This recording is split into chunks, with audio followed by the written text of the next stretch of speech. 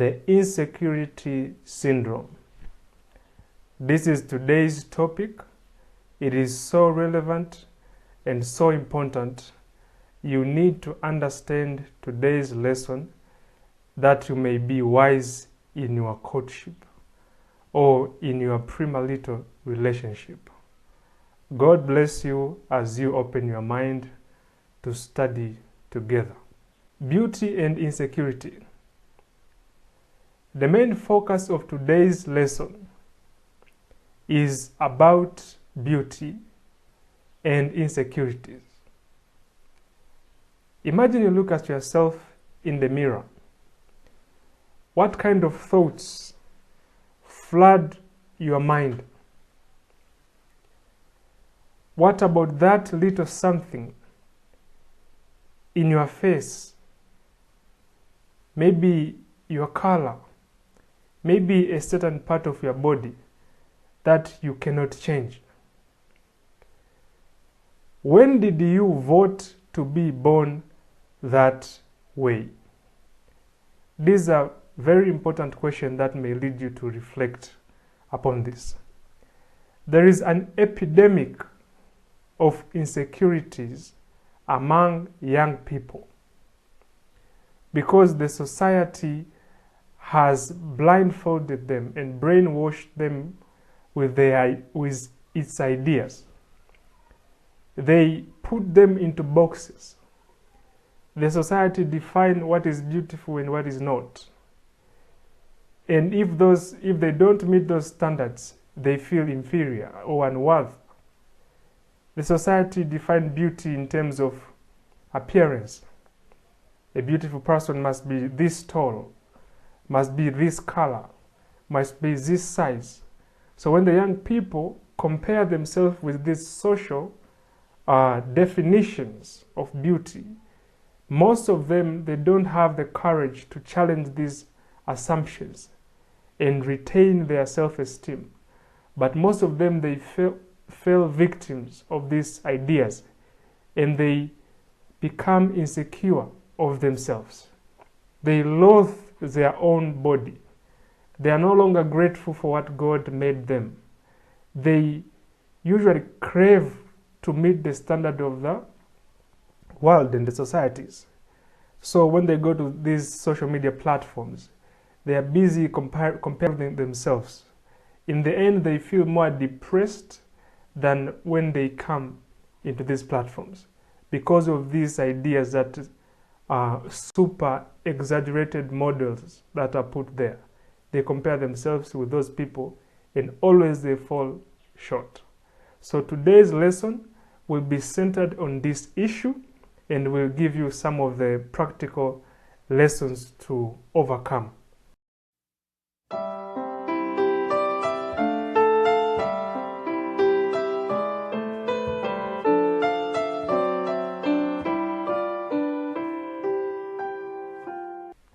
Our key text comes from two main verses, Psalms 139 verse 14 and Songs of Solomon chapter 1 verse 5 and 6. The Bible says, I will praise you, for I am fearfully and wonderfully made. Marvelous are your works, and that my soul knows very well. In those days when the biology, the psychology, and the study of the human body was not that familiar, David was inspired to utter these words that to show his gratitude of the complexity of the human body, the way God designed, the way God created these systems. And he said, I will praise you, for I am fearfully and wonderfully made. So David is grateful for who he was created by God. When you look at himself, he marvels at the wonders that God created in his body. And then Solomon adds another element that will help us to understand this topic. He says, I am dark but lovely. Do not look upon me because I am dark. He's trying to explain that beauty can be is not limited to a certain color. Even someone may be dark, but it can be lovely and beautiful. This is not what the society is currently teaching. This is not the ideas that the movies of this world, the ideas that is popularized in this age, is not this. But the Bible endorses on the idea of our uniqueness and praise the natural of a person. Beyond beauty. You know, the Bible is not antagonistic to physical beauty. It is positively spoken of. We read in the Bible about Abigail, the beautiful woman. You can be beautiful and wise at the same time. But we also read about Jezebel. She was beautiful but foolish. So the Bible does not discourage or does not speak against beauty itself, but the Bible endorses it, but also it should be coupled with wisdom or character. So there are two main aspects of beauty. There's physical beauty and there is non-physical beauty. So the main point is non-physical beauty is more enduring, and it comprises of honest, loyalty, spiritual commitment, personality, skills, abilities, kindness, integrity, intelligence, patience, and charisma. These are more attractive and enduring than physical beauty.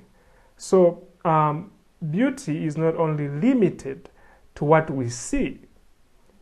Beauty goes deeper into the non-physical aspect of a person.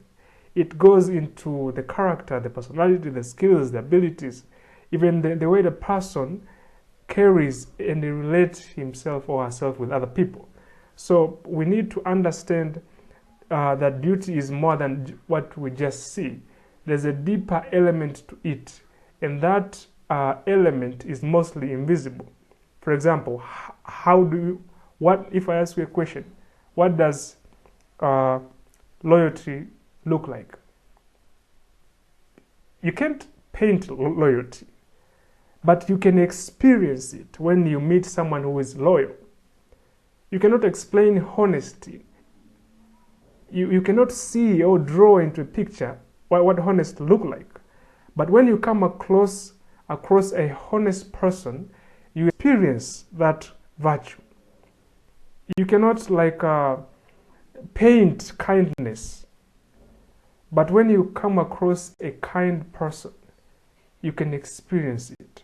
And that is more touching, it is more attractive, and it is more enduring than just physical appearance. So when we discuss this topic, you need to understand that there is something more beautiful, something more enduring, something more important than just what you see. And these are advantages that anyone can have. Where physical beauty irreversibly wear with age, the non-physical beauty can be maintained regardless of spontaneous wearing of the body. Have you ever met kind old people? Yes. Their skin is wrinkled. Their motion is slow. Look, they don't have that energy and strength and those toned muscle that young people have. But you can feel their kindness. You can experience their charisma. You can taste their loyalty. Have you seen? The physical aspect has been toned down, but the non-physical aspect is still there. It can be renewed. It can be nurtured still in that old age. So you have to, when you want to choose a life companion, your gaze you should look more deeper. You should look beyond what you see. You should take your time and discover these natural aspects, these non-physical aspects of beauty, because in the long run, this is what will matter. Okay, you have heard this saying which says beauty is relative. it is in the eyes of the beholder. It is perfectly true. A log is nothing to a nurse, but to a carpenter, it is a piece of furniture. To the sculptor, it is a wooden ego. So stop fearing what most people think about you. Stop torture yourself and hit yourself by the opinion of the society, by the standard that the society put, but rather appreciate who you are. Look at this ancient saying by Marcus Aurelius, which says, you want praise from people who kick themselves every 15 minutes. The approval of people who despise themselves. You don't need this. Okay? You have to understand you are you. You are you. The Bible says, for we dare not classify ourselves or compare ourselves with those who compare themselves. But they, measuring themselves by themselves and comparing themselves among themselves, are not wise. 2 Corinthians 10 verse 12. What the Bible says here, you should not compare yourself with others. You should stop this comparison game. I'm telling you, the easiest way to be unhappy is to compare yourselves. That is the fastest way you can be unhappy. Because look, in every aspect of life, there will always be someone who is more than you. When it comes to intelligence, there is always someone who is more intelligent than you. When it comes to appearance, there is always someone who is more appealing than you. When it comes to almost everything, there is always someone who is above you. So if you want to be unhappy, just start comparing yourself. You will always find someone who is above you. But the Bible, knowing that it is telling us we should stop this comparison game. We should stop competing, but rather we should endeavor to become the best in whatever we do. We should learn to appreciate who we are and what God has given unto us, while doing everything that His grace may allow us to become better and better. To underscore what I'm talking about, I want you to understand how unique our fingerprints are. And I use this uniqueness of a fingerprint to make a point. You know, in the world, we have more than 7 billion people around the world. But none of those 7 billion people is exactly like you. A simple proof is how the fingerprints are. This quote says, since all the countries of East and West have been using fingerprint, it has been put to the test repeatedly, and 2 people with identical patterning have never been discovered. Thus, we can know without a doubt people's fingerprints are all different. So just your fingerprint makes you different from everybody else. So what it says is that we are unique. We are not only unique in terms of fingerprint, we are unique even in the totality of who we are. This is a very important point when we want to understand that we are we. So your fingerprint alone makes you unique and peculiar. It sets you apart from all the 7 billion people.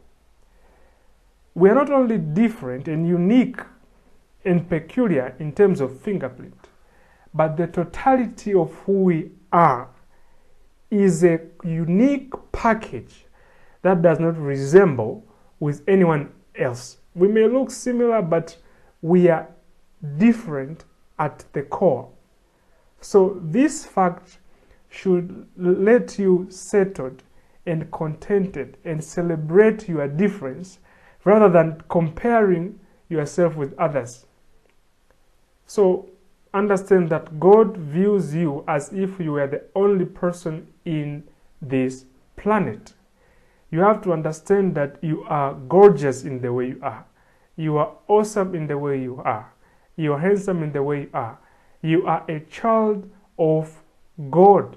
You need to understand that people's value is not measured by their beauty or physical appearance. The value of a person is measured by how much God was willing to sacrifice just to save humanity.